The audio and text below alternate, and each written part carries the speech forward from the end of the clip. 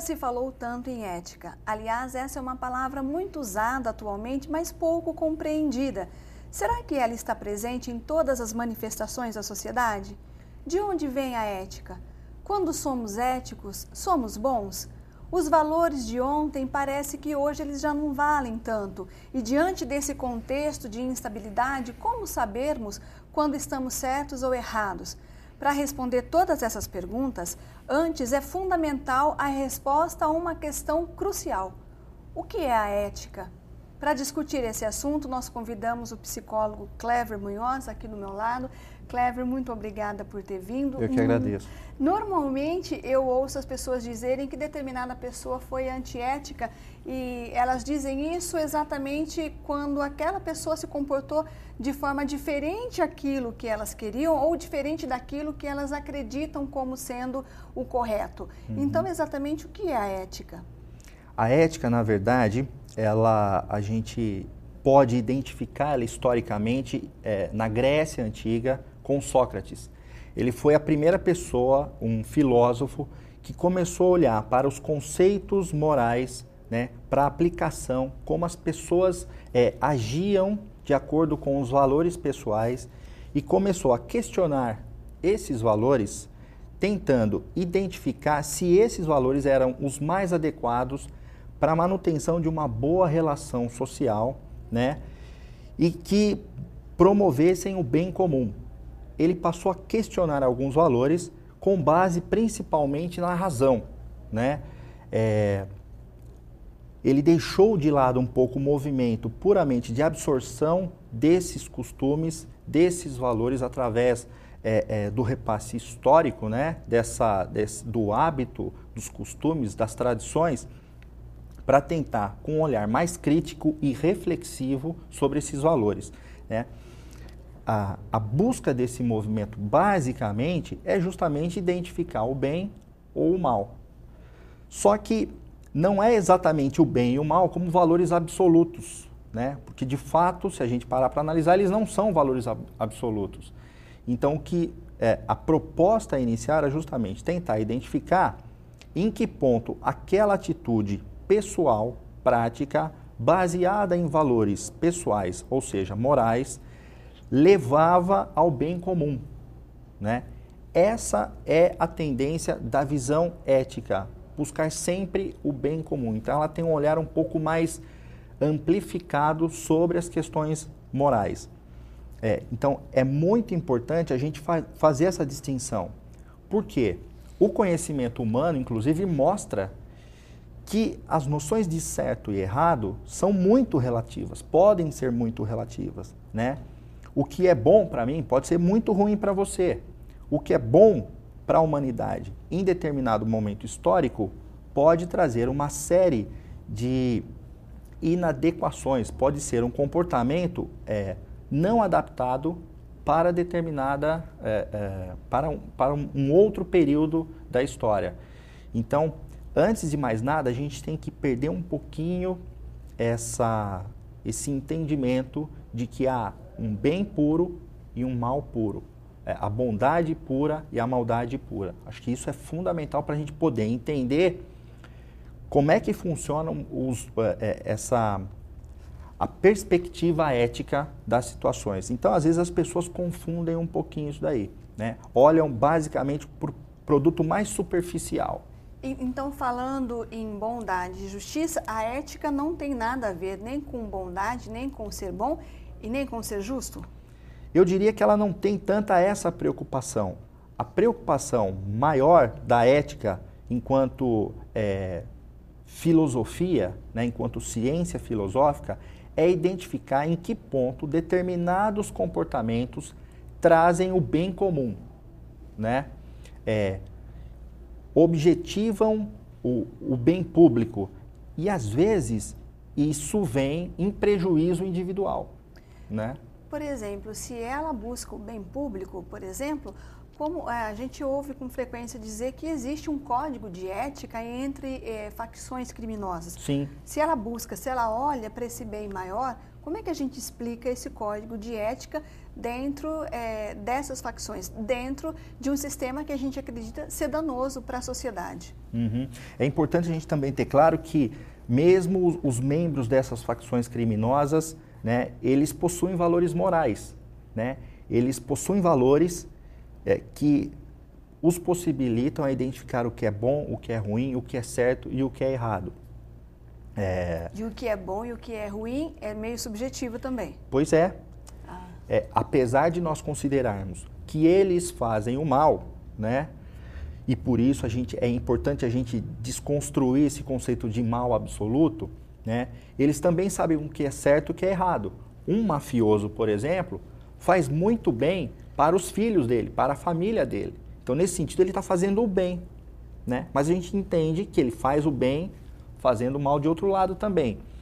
O nazismo é um exemplo disso também, né? Se a gente, dependendo da nossa visão, da nossa ótica, né? Se nós perguntássemos aos alemães naquele momento ou logo na sequência, logo após o nazismo, muita gente ainda seria favorável ao nazismo, né? Com o tempo e com uma visão crítica, reflexiva, baseada em ética, nós pudemos identificar os malefícios daquela estrutura, né? Agora, o que é importante a gente ter claro também nas facções organizadas, no crime organizado, por exemplo, enfim, as regras de conduta que permeiam esses grupos, basicamente, são regras que delimitam o comportamento dos membros, especificam o comportamento desses membros em função do bem da organização, específico a essa organização. Eles não projetam um bem comum, um bem público. Outro detalhe, a forma com que eles absorvem esses valores, né, que são valores pessoais, mas de alguma maneira eles absorvem isso, eles aceitam esses valores, que são valores compartilhados por essa organização, não é uma forma, eu diria, crítica, reflexiva. Eles não participam desses valores, eles não têm atuação. Nesse sentido, a gente poderia dizer que essas facções criminosas possuem, sim, valores morais, possuem um código de moral, porque o código de conduta limita o comportamento, né? Não amplifica esse comportamento. Então, são duas questões-chave para a gente ter esse tipo de identificação. Primeiro, não há um movimento reflexivo em relação a essas normas e essas organizações não buscam o bem comum. Então, a gente pode entender que os valores dos indivíduos que levam à construção de uma ética. E a ética, ela serve de amparo para a moral? Como é que a gente faz essa distinção? Pois é.